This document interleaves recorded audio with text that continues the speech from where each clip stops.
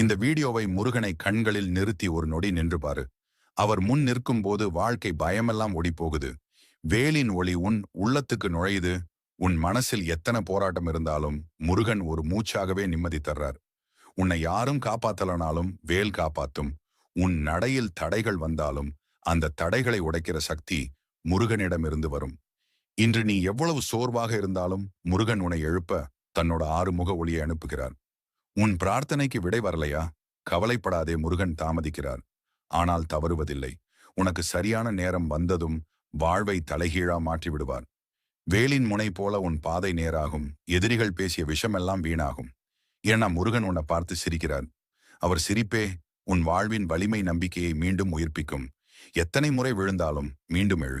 ஏன்னா முருகன் உனக்காக போராடுறார். நீ கண்ணை மூடிக்கிட்டு ஒரு நிமிஷம் சொல்லு, முருகனே, நீ என்னை இழக்காதே, நான் உன்னை நம்புறேன். அப்போதுதான் அவர் வேல்